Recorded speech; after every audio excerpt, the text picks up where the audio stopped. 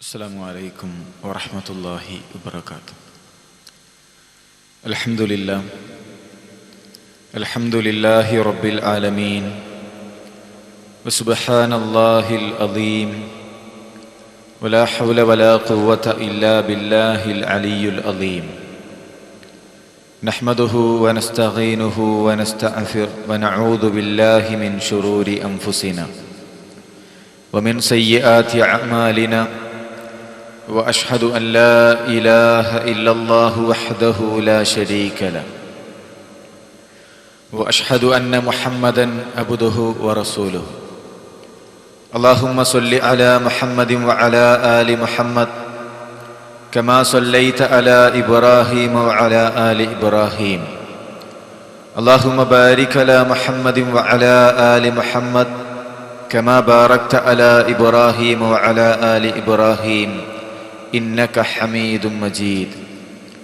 أعوذ بالله من الشيطان الرجيم. بسم الله الرحمن الرحيم. يا أيها الذين آمنوا اتقوا الله حق تقاته ولا تموتن إلا وأنتم مسلمون. بسم الله الرحمن الرحيم. الذي خلق الموت والحياة ليبلوكم أيكم أحسن أملا. ഏറെ ബഹുമാനമുള്ള സത്യവിശ്വാസികളെ, പ്രവാചകൻ സല്ലല്ലാഹു അലൈഹി വസല്ലമ തങ്ങളുടെ സ്വഹാബാക്കളിൽ വ്യത്യസ്തങ്ങളായിട്ടുള്ള ജോലികൾ ചെയ്ത സ്വഹാബാക്കളെ നമുക്ക് കാണുവാൻ സാധിക്കും. ചില ആളുകൾ കച്ചവടക്കാരാണ്, ചില ആളുകൾ തോട്ടത്തിന് കാവല് നിൽക്കുന്നവരാണ്. പക്ഷെ എല്ലാവരും അള്ളാഹുവിൻ്റെ റസൂലിൻ്റെ സദസ്സിലെത്തിയാൽ റസൂൽ സല്ലല്ലാഹു അലൈഹി വസല്ലമ തങ്ങളുടെ ശബ്ദം കേൾക്കുന്നതിന് വേണ്ടി ആ പ്രവാചകൻ പറയുന്ന ഓരോ കാര്യങ്ങളും വളരെ ശ്രദ്ധയോടുകൂടി കേൾക്കുന്നവരായിരുന്നു. റസൂലിൻ്റെ സദസ്സിലെത്തിയാൽ അവരുടെ പ്രത്യേകത വജിലത്തു മിൻഹൽ ഖുലൂബ് വദറഫത്തു മിൻഹൽ ഉയൂൻ. അവരുടെ ഹൃദയങ്ങൾ കിടുകിട വിറക്കുകയും അവരുടെ കണ്ണുകൾ ഇറനണിയുകയും ചെയ്യുമെന്നാണ് ഹദീസുകൾ നമ്മളെ പഠിപ്പിക്കുന്നത്. പ്രവാചകൻ സല്ലല്ലാഹു അലൈഹി വസല്ലമ തങ്ങളുടെ വിടവാങ്ങൽ പ്രസംഗത്തിൽ 100,000-ലധികം സ്വഹാബാക്കൾ ഒരുമിച്ചു കൂടിയിട്ടുണ്ട്. അൽയൗമ അക്മൽതു ലക്കും ദീനക്കും വഅത്മംതു അലൈക്കും നിഅമതി വറളീതു ലക്കുമുൽ ഇസ്ലാമ ദീന.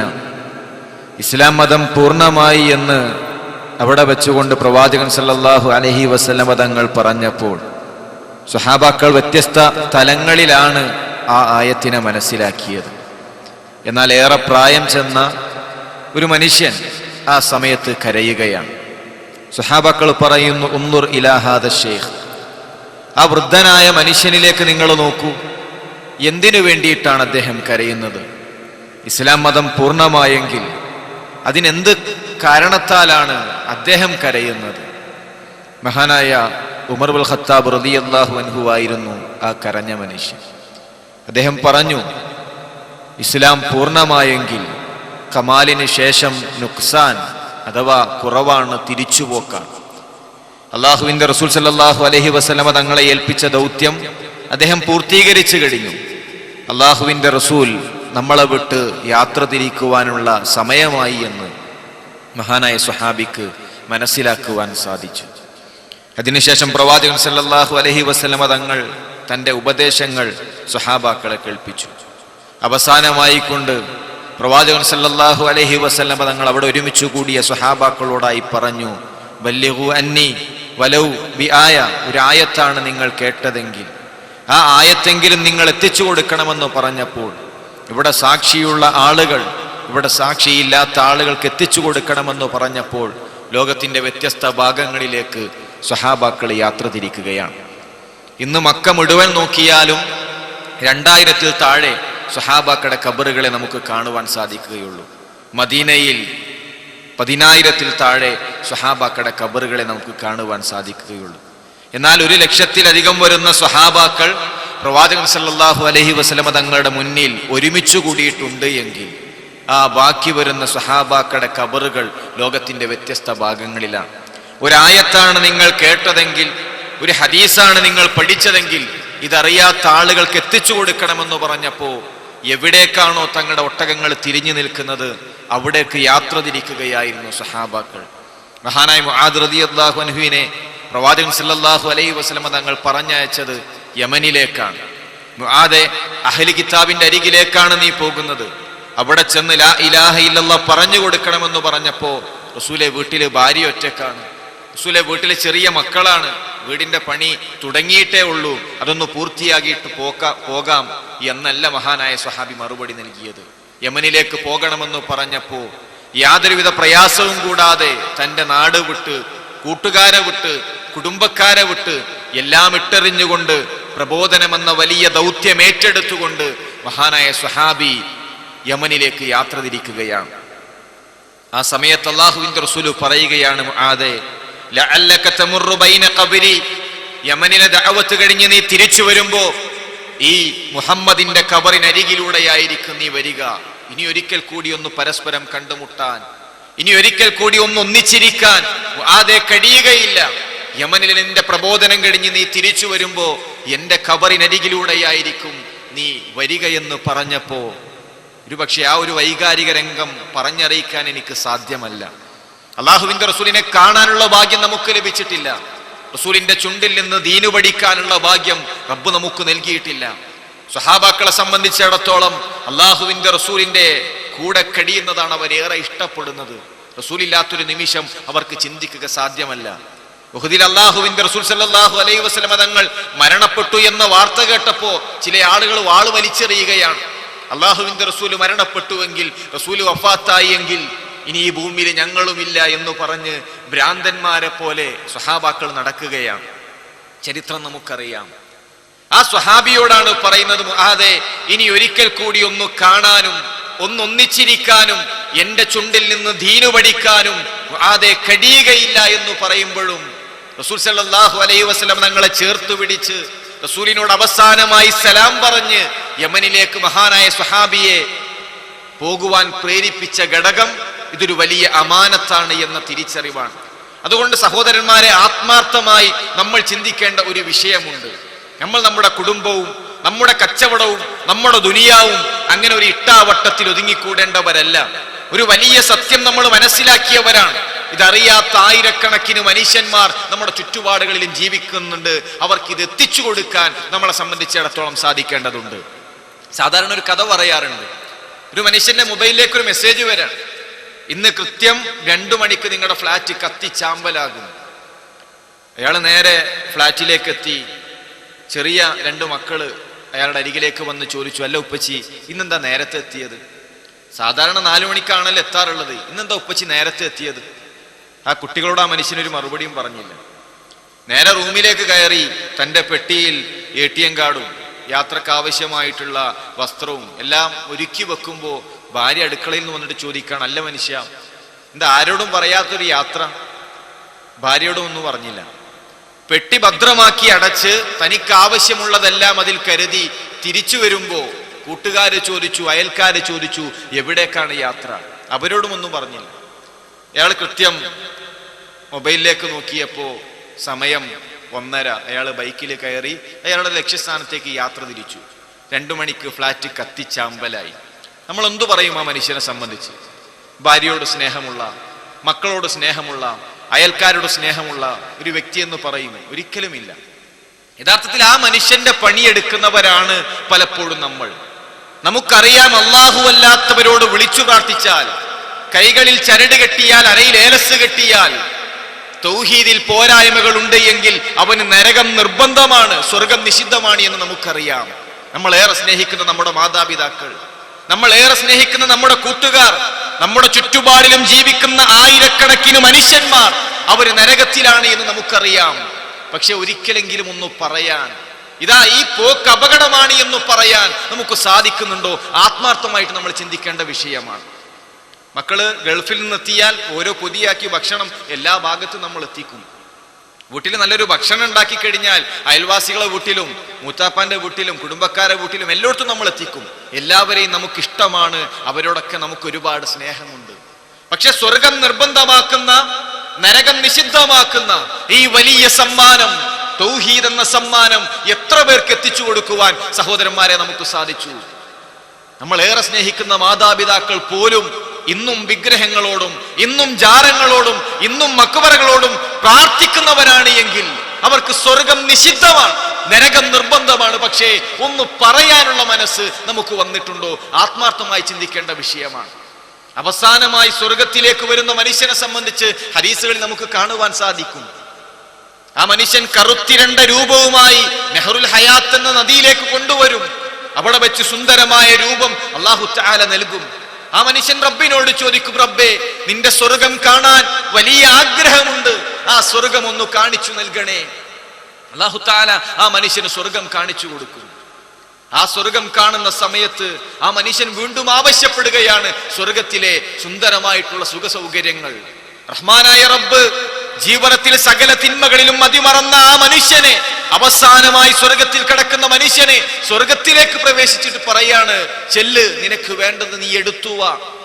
ആ മനുഷ്യൻ തിരിച്ചു വന്നിട്ട് പറയാണ്, റബ്ബേ ഖദ് മലഅ, ആ സ്വർഗം നിറക്കപ്പെട്ടിട്ടുണ്ട്, ഒരു സ്ഥലം പോലും പടച്ചോനെ അവിടെ എനിക്ക് കാണുന്നില്ല. അല്ലാഹു തആല വീണ്ടും പറഞ്ഞയക്കുമെന്നാണ്. വീണ്ടും ആ മനുഷ്യൻ തിരിച്ചു വരും. വീണ്ടും അല്ലാഹു തആല പറഞ്ഞയക്കും. വീണ്ടും തിരിച്ചു വരും. റഹ്മാനായ റബ്ബ് അവസാനം സ്വർഗത്തിൽ കിടക്കുന്ന ആ മനുഷ്യന് പോലും വലിയ സുഖ സൗകര്യങ്ങൾ ഒരുക്കി കൊടുക്കുമെന്ന് ഇസ്ലാമിക പ്രമാണങ്ങൾ നമ്മളെ പഠിപ്പിക്കുമ്പോ ആ സമയത്തും നരകത്തിന്റെ അടിത്തട്ടിൽ കഴിയുന്ന ചില ആളുകളുണ്ട്. അവസാനത്തെ മനുഷ്യൻ സ്വർഗത്തിൽ കടന്നാലും നരകത്തിന്റെ അടിത്തട്ടിൽ കത്തി എരിയുന്നൊരു കൂട്ടർ, അവർക്ക് സ്വർഗം നിഷിദ്ധമാണ്, സ്വർഗത്തിന്റെ ഗന്ധം നിഷിദ്ധമാണ്. ഒരു തവണ പോലും സ്വർഗം കാണാൻ കഴിയാതെ നരകത്തിന്റെ അടിത്തട്ടിൽ കഴിയേണ്ട അധഭാഗ്യവാന്മാരാണ് അവർ. അവർക്ക് കഴിക്കുവാനുള്ളത് വിശന്നു വലയുമ്പോൾ, ദാഹിക്കുമ്പോൾ അവർ ചോദിക്കും, ഒരു തുള്ളി വെള്ളം നൽകണേ. ഗ്ലിസറിൻ എന്ന പാനീയം അവരെ കുടിപ്പിക്കും. രക്തവും ചലവും കൂടിക്കലർന്ന വ്യഭിചാരികളുടെ ശരീരത്തിൽ നിന്ന് ഉത്ഭവിക്കുന്ന വൃത്തികെട്ട ഒരു തരം ദ്രാവകം, അത് തിളച്ചുമറിയുന്ന ഗ്ലിസറിൻ എന്ന പാനീയം അവരെ കുടിപ്പിക്കും. അവരുടെ തലയോട്ടികൾ ഉരുകിയൊലിക്കുമെന്ന് പ്രമാണങ്ങൾ നമ്മളെ പഠിപ്പിക്കുന്നു. കടിക്കുവാനുള്ള സഖൂം എന്ന കായകളായിരിക്കും. അവസാനത്തെ മനുഷ്യൻ സ്വർഗത്തിൽ കടന്നാലും നരകത്തിന്റെ അടിത്തട്ടിൽ കഴിയുന്നവർ, അവർ കൈകളിൽ ചരട് കെട്ടിയവരാണ്, അരയിൽ ഏലസ് കെട്ടിയവരാണ്. യാ അല്ലാ എന്ന് വിളിക്കേണ്ടതിനു പകരം മുഹിയുദ്ദീൻ ഷെയ്ഖിനോടും റിഫായി ഷെയ്ഖിനോടും ബദരീങ്ങളോടും അതേ രൂപത്തിൽ മഹാന്മാരോട് വിളിച്ചു പ്രാർത്ഥിച്ചവരാണ്. വിശ്വാസത്തിൽ ശിർക്ക് കലർന്നു വന്നവരാണ്. സഹോദരന്മാരെ, നമ്മൾ ഏറെ സ്നേഹിക്കുന്ന നമ്മുടെ കൂട്ടുകാരിൽ പലരും, നമ്മൾ ഏറെ സ്നേഹിക്കുന്ന നമ്മുടെ അയൽക്കാരിൽ പലരും, നമ്മുടെ കൂടെ കച്ചവടം ചെയ്യുന്നവർ, നമ്മുടെ കൂടെ ഇരുന്ന് പഠിക്കുന്നവർ, അവർ നരകത്തിലാണ് എന്നറിഞ്ഞിട്ടും ഒരു തവണയെങ്കിലും ഒന്ന് പറയാൻ നമുക്ക് സാധിക്കുന്നുണ്ടോ? നിസ്സാരമായിട്ടുള്ളൊരു വിഷയമല്ല സഹോദരന്മാരെ. ചിലപ്പോ ചെറിയ കുട്ടികളൊക്കെ മെഴുകുതിരിയിൽ ഇങ്ങനെ കൈവച്ച് കളിക്കാറുണ്ട്. അവർ പറയും, ഞാൻ തീയിൽ കൈയിടുന്നത് നോക്കൂ അല്ലേ, അങ്ങനെ അവർ കളിക്കാറുണ്ട്. ഒരു 2-3 സെക്കൻഡ് പോലും ആ മെഴുകുതിരിയിലൊന്ന് കൈവെക്കാൻ ആ കുട്ടികളെ സംബന്ധിച്ചിടത്തോളം സാധിക്കില്ല. എന്നാൽ അതിനേക്കാൾ ശക്തമാണ് റബ്ബിന്റെ നരകം, കറുകറുത്ത നരകം, മനുഷ്യന്റെ തലയോട്ടികളെ കരിച്ചു കളയുന്ന നരകം. വമാ അദ്റാക മാ സഖർ ലാ തുബ്ഖി വലാ തദർ ലവാഹത്തുൽ ലിൽ ബശർ. മനുഷ്യന്റെ തലയോട്ടികളെ കരിച്ചു കളയുന്ന, മനുഷ്യന്റെ രൂപം മാറ്റിക്കളയുന്ന ആ ഭീകരമായ നരകം, അത് തമാശയല്ല സഹോദരന്മാരെ. അതുകൊണ്ട് ഒരു പ്രബോധകനെ സംബന്ധിച്ചിടത്തോളം ഗുണകാംക്ഷയായിരിക്കണം, മുഴുവൻ മനുഷ്യരോടും അടങ്ങാത്ത നസീഹത്തായിരിക്കണം. ഒരാൾ പോലും സ്വർഗത്തിൽ നിന്ന് നഷ്ടപ്പെട്ടുകൂടാ. ഞാൻ സ്നേഹിക്കുന്നവരെല്ലാം ആ കത്തിയാളുന്ന നരകത്തിൽ നിന്ന് രക്ഷപ്പെടണമെന്ന ഗുണകാംക്ഷയായിരിക്കണം. അതുകൊണ്ട് സഹോദരന്മാരെ, ആത്മാർത്ഥമായി സൂചിപ്പിക്കുകയാണ്, ആ ഒരു തലത്തിലേക്ക് മാറാൻ നമ്മളെ സംബന്ധിച്ചിടത്തോളം സാധിക്കണം. അദ്ദീനു അന്നസ്വീഹ, മതമെന്ന് പറഞ്ഞാൽ ഗുണകാംക്ഷയാണ്. നമുക്ക് വിദ്വേഷമില്ല, നമുക്ക് വൈരാഗ്യമില്ല. പ്രബോധനം എന്ന് പറഞ്ഞാൽ വാശി തീർക്കലല്ല, ദഅവത്ത് എന്ന് പറഞ്ഞാൽ കടിപിടി കൂടലല്ല. നേരെ മറിച്ച് ആയിരക്കണക്കിന് ആളുകൾ ഇന്നും അല്ലാഹു അല്ലാത്തവരെ വിളിച്ചു പ്രാർത്ഥിക്കുമ്പോൾ, റസൂൽ സല്ലല്ലാഹു അലൈഹി വസല്ലം നിങ്ങൾ പഠിപ്പിച്ച വിശ്വാസത്തിൽ നിന്ന് വഴിമാറിപ്പോകുമ്പോൾ അവർക്ക് സ്വർഗം നഷ്ടമാണല്ലോ, അവർ നരകത്തിലേക്കാണല്ലോ എന്ന പ്രയാസമായിരിക്കണം ഒരു പ്രബോധകന്റെ മനസ്സിൽ. മഹാനായ ഉമർ ഖത്താബ് റളിയല്ലാഹു അൻഹു, അദ്ദേഹം തൻ്റെ വാഹനപ്പുറത്ത് യാത്ര ചെയ്യുമ്പോൾ ഒരു ക്രിസ്ത്യൻ പുരോഹിതനെ കാണുകയാണ്. ഏറെ പ്രായം ചെന്ന് ശരീരം ചുക്കിച്ചുളിഞ്ഞ ആ വൃദ്ധനായ മനുഷ്യനെ കണ്ടപ്പോ റോമും പേർഷ്യയും അടക്കി ഭരിക്കുന്ന ഖലീഫ ഉമറിന്റെ കണ്ണുകൾ നനയുകയാണ്. സ്വഹാബാക്കളുടെ ചോദ്യം, ഉമർ, എന്തിന് താങ്കൾ കരയണം? എന്താണ് മനസ്സിലൊരു വേജാർ, എന്താണ് ഒരു പ്രയാസം? അദ്ദേഹം പറഞ്ഞു, പരിശുദ്ധ ഖുർആനിലെ 4 ആയത്തുകൾ എന്റെ മനസ്സിലേക്ക് കടന്നു വരികയാണ്. ഹൽ അതാക ഹദീസുൽ ഗാശിയ വുജൂഹു യൗമഇദിൻ ഖാശിഅ ആമിലത്തുൻ നാസിബ തസ്ലാ നാരൻ ഹാമിയ. പരിശുദ്ധ ഖുർആനിലെ 4 ആയത്തുകൾ ആ വൃദ്ധനായ തന്റെ ജീവിതത്തിലെ ഏറെ സുന്ദരമായിട്ടുള്ള വൈവാഹിക നിമിഷങ്ങളെപ്പോലും നാളത്തെ വിജയത്തിന് വേണ്ടി മാറ്റിവെച്ച, ഏറെ പണിയെടുത്ത ഈ വാർദ്ധക്യത്തിന്റെ സമയത്തും സ്വർഗം കൊതിച്ചുകൊണ്ട് പണിയെടുക്കുന്ന ഈ മനുഷ്യൻ, ആ മനുഷ്യനെ കണ്ടപ്പോ ഞാൻ ആലോചിക്കുകയാണ്, നാളെ പരലോകത്ത് വരുന്ന ചില ആളുകൾ, ആ ഭീകരമായ ദിവസത്തിലെത്തുന്ന ചില ആളുകൾ പണിയെടുത്തവരാണവർ, കഷ്ടപ്പെട്ടവരാണവർ. പക്ഷേ നാളെ നരകമാണല്ലോ അവർക്ക്. ആ ആയത്തുകളാണ് മഹാനായ സ്വഹാബിയെ കരയിപ്പിച്ചത് എങ്കിൽ, സഹോദരന്മാരെ, ജാറങ്ങളിൽ ചെന്ന് തലകുനിക്കുന്ന ഒരു മുസ്ലിമിനെ കാണുമ്പോ, അല്ലാഹു അല്ലാത്തവരോട് പ്രാർത്ഥിക്കുന്ന ഒരു മുസ്ലിമിനെ കാണുമ്പോ, ഏറെ പ്രയാസപ്പെട്ട് തലയിൽ ഭാണ്ഡങ്ങളുമായി ശബരിമലയിലേക്ക് യാത്ര ചെയ്യുന്ന ഒരു ഹൈന്ദവ സുഹൃത്തിനെ കാണുമ്പോ മനസ്സ് പിടക്കണം, മനസ്സിൽ പ്രയാസം ഉണ്ടാകണം, ആത്മാർത്ഥമായി അവർക്ക് വേണ്ടി പ്രാർത്ഥിക്കണം. അല്ലാതെ വാശി തീർക്കലോ വൈരാഗ്യം തീർക്കലോ, അവര് പ്രോഗ്രാം വെച്ചാൽ നമ്മൾ മറുപടി പറയണം, ആ രൂപത്തിലേക്കല്ല നമ്മുടെ പ്രബോധനം മാറിപ്പോകേണ്ടത്. ധിക്കാരിയായ ഫിർഔനിന്റെ കൊട്ടാരത്തിലേക്ക് പോകുമ്പോ പടച്ചറബ് മൂസാ നബി അലൈഹി ഇസ്ലാമിനെ വിളിച്ചുകൊണ്ട് പറയുന്നത്, മൂസ, നിങ്ങൾ ഫിർഔനിന്റെ കൊട്ടാരത്തിലേക്ക് പോകണം. ഇന്നഹു തഗാ, അതിക്രമിയായ ധിക്കാരിയായ, അന റബ്ബുകുമുൽ അഅ്ലാ, ഞാനാണ് ഉന്നതനായ റബ്ബെന്ന് പ്രഖ്യാപിച്ച ആ ഫിർഔനിന്റെ കൊട്ടാരത്തിലേക്ക് അവിടെ ചെന്ന് ഖൗലൻ ലയ്യിന, സൗമ്യമായി കൊണ്ട് പറയണം, സൗമ്യമായി കൊണ്ട് സംസാരിക്കണം. അങ്ങനെ സംസാരിച്ചാൽ ഒരുപക്ഷെ അവൻ ഭയപ്പെട്ടേക്കാം, അവൻ ഖേദിച്ചു മടങ്ങിയേക്കാം. അതുകൊണ്ട് പ്രബോധകന്മാരുടെ സംസാരം ഗുണകാംക്ഷയോട് കൂടിയിട്ടായിരിക്കണം. ആ ഒരു ചിന്തയിലേക്ക് മാറാൻ നമുക്ക് സാധിക്കണം. അതോടൊപ്പം സഹോദരന്മാരെ, ഒരിക്കലും പ്രയാസമില്ലാത്ത, പ്രശ്നങ്ങളേൽക്കാത്ത, പരിക്കുപറ്റാത്ത ഒരു പ്രബോധന ജീവിതം നമ്മൾ മനസ്സിൽ കാണേണ്ടതില്ല. പ്രബോധന രംഗത്തിറങ്ങിയിട്ടുണ്ടോ, കല്ലേറുകളും പരിഹാസങ്ങളും കൂക്കുവിളികളും നമ്മളെ തേടിയെത്തും. അവിടെ തളരാതെ പതറാതെ ആദർശ രംഗത്ത് ഉറച്ചു നിൽക്കാൻ നമുക്ക് സാധിക്കണം. മഹാനായ ഉമർ ഖത്താബ് അദ്ദേഹത്തിന്റെ സുബഹ് നമസ്കാരത്തിന് വേണ്ടി എഴുന്നേറ്റ് നിന്ന് സൂറത്തുൽ യൂസുഫിലെ മനോഹരമായ ആയത്തുകളിലൂടെ കടന്നുപോയപ്പോ അദ്ദേഹത്തിന്റെ കണ്ണുകൾ ഈറനണിഞ്ഞിട്ടുണ്ട്. സ്വഹാബാക്കൾ പറയുകയാണ്, അദ്ദേഹത്തിന്റെ കരച്ചിൽ പിറകിലത്തെ സോഫിൽ ഞങ്ങൾ കേട്ടിരുന്നു. ഫൈറൂസ് അബൂ ലുഅ്ലു എന്നു പേരുള്ള മജൂസി അദ്ദേഹത്തിന്റെ വയറ്റിലേക്ക് കടാര കുത്തി ഇറക്കുകയാണ്. ഒരൽപ്പം വെള്ളമോ പാലോ കൊടുത്താൽ കുടൽമാലയിലൂടെ വെള്ളം പുറത്തേക്ക് വരുന്ന ഭീകരമായിട്ടുള്ള രംഗം. അദ്ദേഹത്തെ ക്രൂരമായി കൊണ്ട് കൊലപ്പെടുത്തുകയാണ് ഇസ്ലാമിന്റെ ശത്രുക്കൾ ചെയ്തിട്ടുള്ളത്. മഹാനായ ഉസ്മാൻ റളിയല്ലാഹു അൻഹു, അദ്ദേഹത്തിന്റെ വീട് അക്രമകാരികൾ വളയുകയാണ്.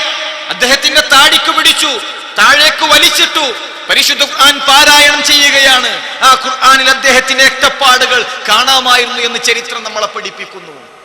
അദ്ദേഹത്തിന്റെ നെഞ്ചകത്ത് കയറിയിരുന്നു കൊണ്ട് അക്രമകാരികൾ കടാര കുത്തിയിറക്കുമ്പോൾ അവര് പറയുന്നത്, സലാസത്തുൻ ലില്ലാഹ്, ഉസ്മാൻ, 3 തവണ നിന്റെ നെഞ്ചകത്തേക്ക് കടാര ഞങ്ങൾ കുത്തിയിറക്കിയത് പടച്ച റബ്ബിനു വേണ്ടിയിട്ടാണ്. 6 തവണ നിന്റെ വയറ്റത്തേക്ക് കടാര ഞങ്ങൾ കുത്തിയിറക്കിയത് നിന്നോടുള്ള വൈരാഗ്യം തീർക്കുന്നതിന് വേണ്ടിയിട്ടാണ് ഉസ്മാൻ. ഒരാളും പ്രയാസങ്ങളില്ലാതെ പരിക്കേൽക്കാതെ പ്രബോധന രംഗത്ത് ജീവിച്ചിട്ടില്ല. 40 വയസ്സുവരെ മക്കക്കാർ റസൂലിനെ വിളിച്ചത് അൽ അമീൻ എന്നാണ്, വിശ്വസ്തൻ. 40 വയസ്സ് കഴിഞ്ഞപ്പോ പേരു മാറി, കദ്ദാബ്, പെരുങ്കള്ളൻ എന്നാണ്. നമ്മൾ അയൽവാസികളും കൂട്ടുകാരൊക്കെ ഒരു കള്ളനാണ് എന്ന കണ്ണോടുകൂടി നമ്മളെ നോക്കുമ്പോൾ മനസ്സിൽ എത്ര പ്രയാസം ഉണ്ടാകും. ആ സമൂഹത്തിലേക്ക് ഇറങ്ങി അവര് സ്വർഗത്തിലെത്തണം, ഒരാൾ പോലും നരകത്തിൽ കടക്കരുത് എന്ന അടങ്ങാത്ത ഗുണകാംക്ഷയുമായി രാപ്പകലുകൾ വ്യത്യാസമില്ലാതെ പ്രബോധനം നടത്തിയപ്പോ കള്ള എന്നാണ് അല്ലാഹുവിന്റെ റസൂലിനെ വിളിച്ചത്. നമ്മുടെ കൂട്ടുകാരും അയൽക്കാരും നമ്മുടെ ചുറ്റും കൂടി ഭ്രാന്ത എന്ന് വിളിച്ചാൽ, മജ്നൂൻ എന്ന് നമ്മളെ വിളിച്ചാൽ നമുക്കുണ്ടാകുന്ന ഒരു പ്രയാസമുണ്ട്. അല്ലാഹുവിന്റെ റസൂലിനെ അവർ വിളിച്ചത് മജ്നൂൻ, ഭ്രാന്ത എന്നാണ്. ഏറെ സങ്കടമുണ്ടാകുന്ന, മനസ്സു കിടക്കുന്ന രംഗമാണ് മക്കള് മരണപ്പെടുന്ന സമയം. നമ്മളെ വീട്ടിലൊരു മരണം നടന്നാൽ കൂട്ടുകാരെത്തും, കുടുംബക്കാരെത്തും, അയൽക്കാരെത്തും. സാന്ത്വനിപ്പിക്കാനും സമാധാനിപ്പിക്കാൻ ആളുകളുണ്ട്. അള്ളാഹുവിന്റെ റസൂലിന്റെ വീട്ടിലും മരണം നടന്നു സല്ലല്ലാഹു അലൈഹി വസല്ലം. അവിടെയും എത്തിയിട്ടുണ്ട് കുടുംബക്കാർ, അവിടെയും എത്തിയിട്ടുണ്ട് കൂട്ടുകാർ. അവർക്ക് പറയാനുള്ളത്, മുഹമ്മദേ, അബൂതർ നിന്റെ വേരറ്റുപോയി മുഹമ്മദേ, ഒരാളാലും അറിയപ്പെടാതെ നീ നശിച്ചു തീരുക തന്നെ ചെയ്യും മുഹമ്മദേ. പ്രവാചകൻ സല്ലല്ലാഹു അലൈഹി വസല്ലം തങ്ങളെ ഏറെ പ്രയാസപ്പെടുത്തിയവർ. അതുകൊണ്ട് സഹോദരന്മാരെ, പ്രബോധന രംഗത്ത് പ്രയാസങ്ങളില്ലാതെ, പ്രബോധന രംഗത്ത് പ്രശ്നങ്ങളില്ലാതെ മുന്നോട്ട് പോകുവാൻ നമ്മളെ സംബന്ധിച്ചിടത്തോളം സാധിക്കുമെന്ന് കരുതേണ്ടതില്ല. അതുകൊണ്ട് ശക്തമായി പ്രബോധന രംഗത്ത് ഉറച്ചു നിൽക്കുക തന്നെ വേണം.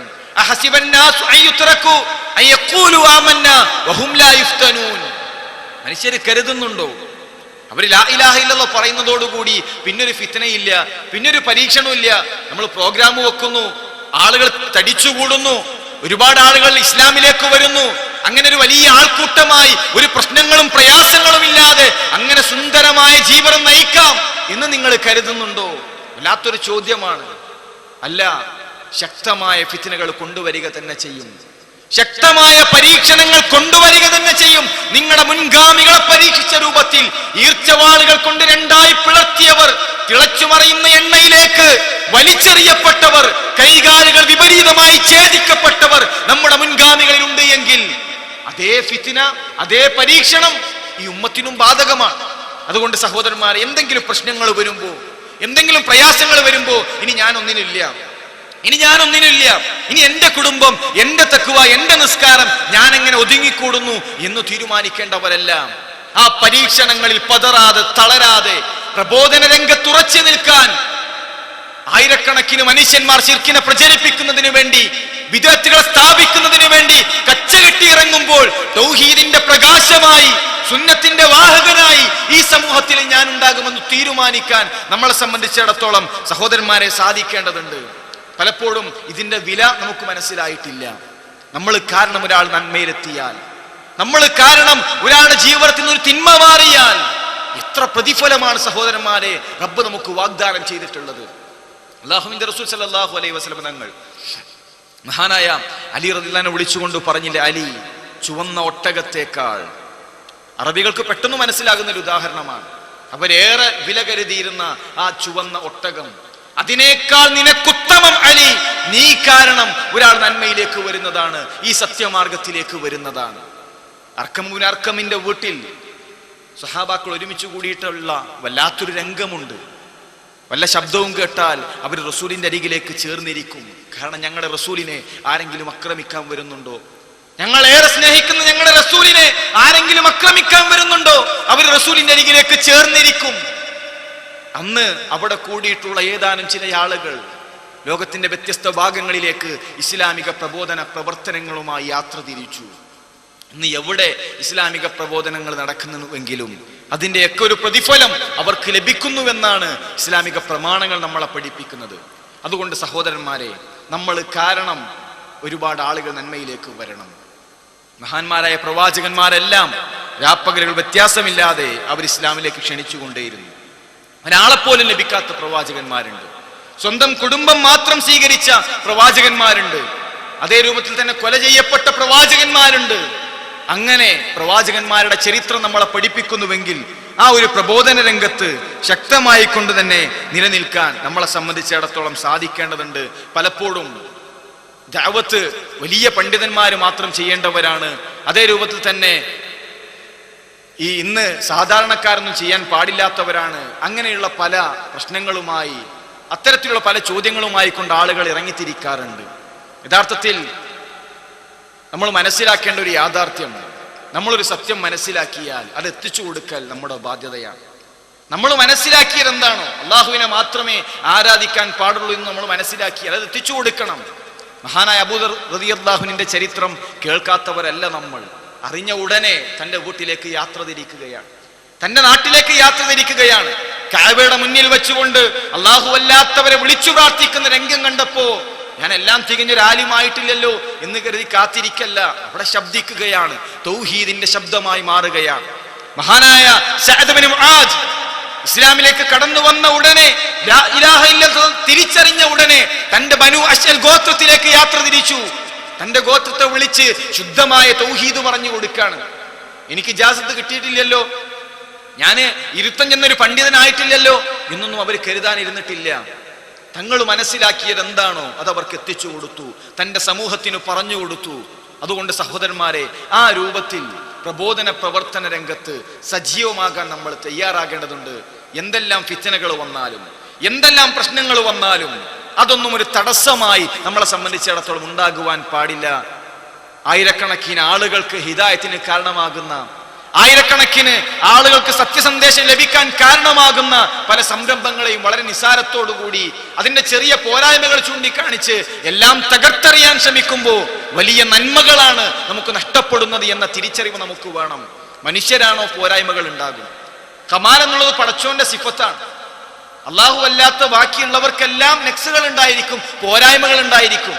മനുഷ്യര് കൈകാര്യം ചെയ്യുന്ന പ്രവർത്തനങ്ങളാണോ അതിലും പോരായ്മകൾ ഉണ്ടായിരിക്കും. അങ്ങനെ പോരായ്മകൾ തിരഞ്ഞു നടക്കുന്നവരും അത് സമൂഹത്തിലേക്ക് ഇറങ്ങി തിരിച്ച് ഫിത്നകൾ ഉണ്ടാക്കലുമല്ല.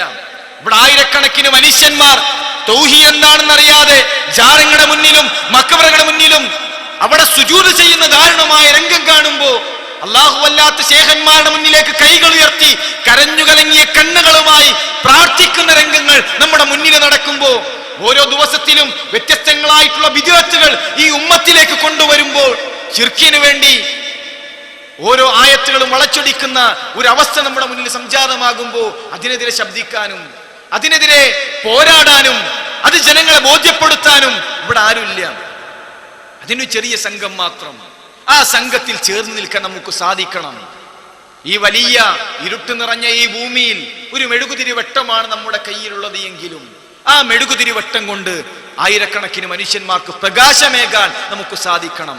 ആ മെഴുകുതിരി വട്ടത്തെ, ആ ചെറിയ പ്രകാശത്തെ ഊതിക്കെടുത്തുന്ന അത്തരത്തിലുള്ള പ്രവണതകളിലേക്കല്ല നമ്മൾ പോകേണ്ടത്. അതണയാതെ, അത് കെടാതെ അതിനെ സൂക്ഷിക്കാൻ, അതിൽ ചേർന്ന് നിൽക്കാൻ നമുക്ക് സാധിക്കേണ്ടതുണ്ട്. നമ്മൾ മരിച്ചാൽ നമുക്ക് വേണ്ടി ആത്മാർത്ഥമായി പ്രാർത്ഥിക്കുന്ന ആയിരക്കണക്കിന് മനുഷ്യന്മാരുണ്ടാകണം. നമ്മുടെ ദഅവാ രംഗത്ത് സജീവമായിരുന്ന പല ആളുകളും അവരുടെ മരണ വാർത്തകൾ ഒരു മെസ്സേജായി നമ്മുടെ ഫോണിലേക്ക് എത്തുമ്പോൾ പലപ്പോഴും നമ്മുടെ കണ്ണ് നിറയാറുണ്ട്.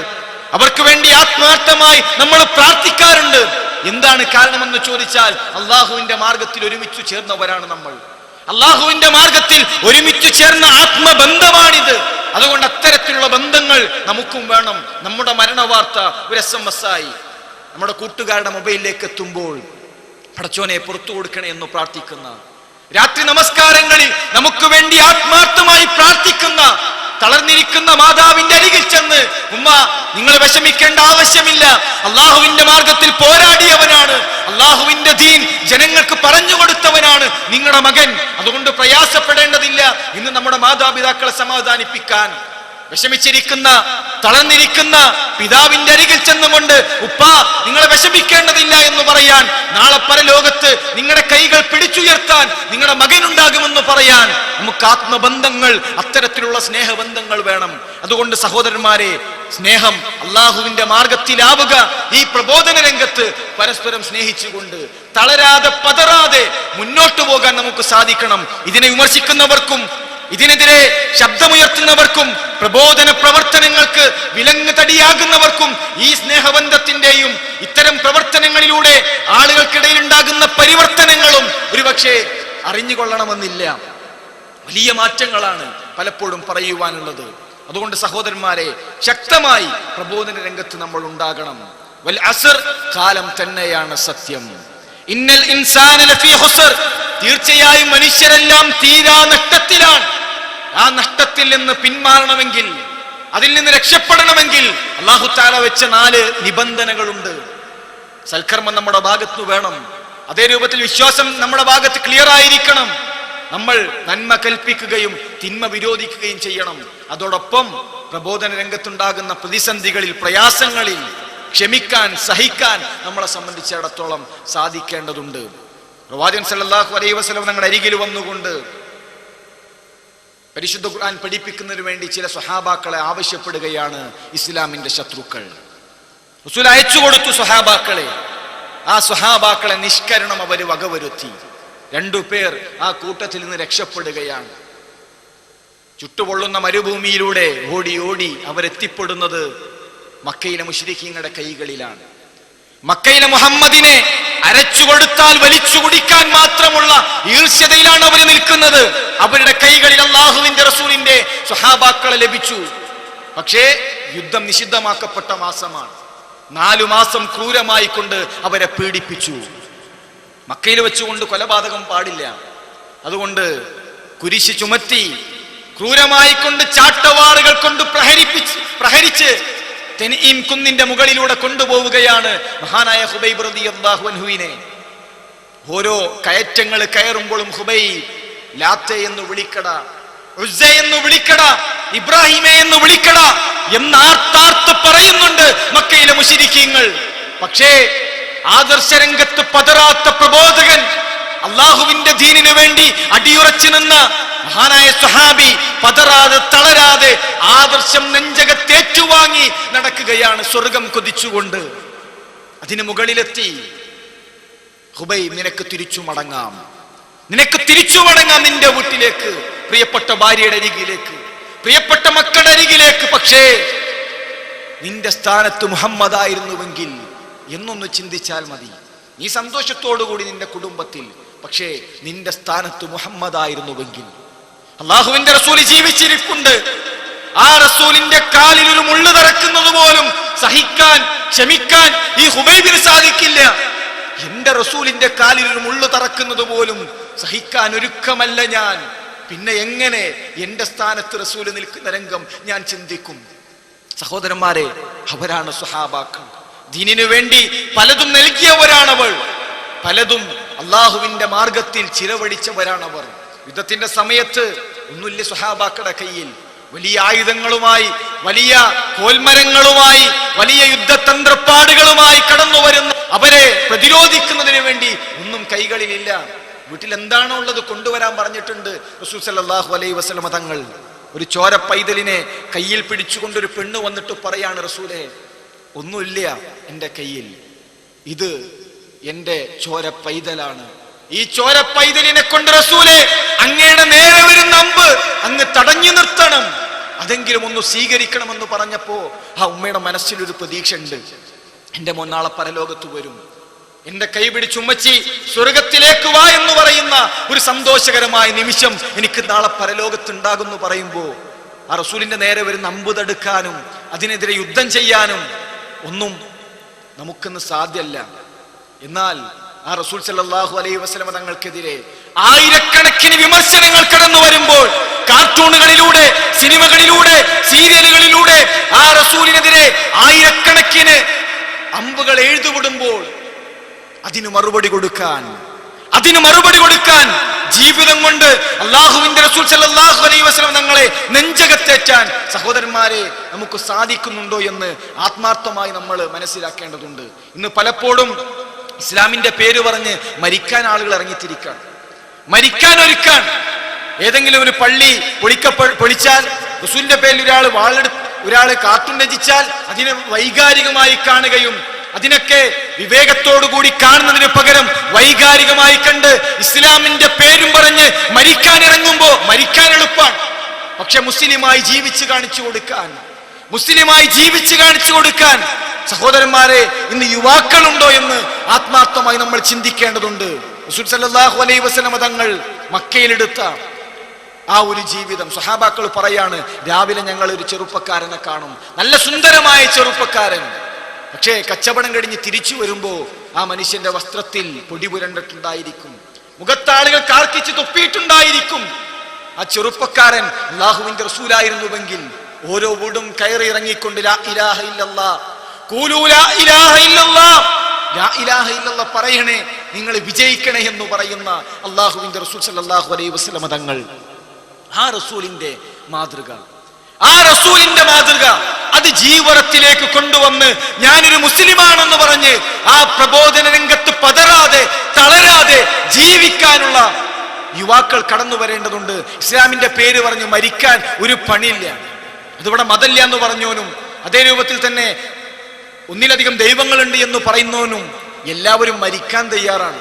പക്ഷെ ജീവിച്ച് കാണിച്ചു കൊടുക്കാൻ, റസൂലിന്റെ മാതൃക പിൻപറ്റിക്കൊണ്ട് മുസ്ലിമാണെന്ന് പറഞ്ഞ് ആ റസൂലിന്റെ ജീവനം നെഞ്ചകത്തേറ്റാൻ, അങ്ങനെ ഒരു ജീവനം നയിക്കാൻ സഹോദരന്മാരെ സാധിക്കുമോ? അങ്ങനെ സാധിക്കുന്നുവെങ്കിൽ ദുനിയാവിലും നാളെ പരലോകത്തും നമുക്ക് അത് വിജയകരമായി തീരും. അതുകൊണ്ട് സഹോദരന്മാരെ, ഞാൻ എൻ്റെ വാക്കുകൾ അവസാനിപ്പിക്കുകയാണ്. വികാരങ്ങളല്ല നമ്മളെ നയിക്കേണ്ടത്, വിവേകത്തോടു കൂടി മുന്നോട്ട് പോകുവാൻ. സമകാലിക സാഹചര്യങ്ങൾ ഏറെ കലുഷിതമാണ്. ഓരോ ദിവസങ്ങളിലും വ്യത്യസ്തങ്ങളായിട്ടുള്ള ആയത്തുകൾ അല്ലാഹു അല്ലാത്തവരോട് പ്രാർത്ഥിക്കുന്നതിന് വേണ്ടി തെളിവുദ്ധരിക്കുമ്പോൾ, പുതിയ പുതിയ അനാചാരങ്ങൾ, ഇതുവരെ കേട്ടുകേൾവിയില്ലാത്ത പുതിയ വിദഗ്ധകൾ ഈ ദീനിലേക്ക് കൊണ്ടുവരുമ്പോൾ നമ്മൾ മാറി നിൽക്കേണ്ടവരല്ല. നമ്മുടെ കടയിൽ ഒരാൾ വല്ലതും മോഷ്ടിച്ചാൽ അതിൽ നമ്മൾ ഇടപെടും. നമ്മുടെ വീട്ടിൽ നിന്ന് വല്ലവരും എന്തെങ്കിലും എടുത്തുകൊണ്ടുപോയാൽ നമ്മൾ അതിനെതിരെ പ്രതികരിക്കും.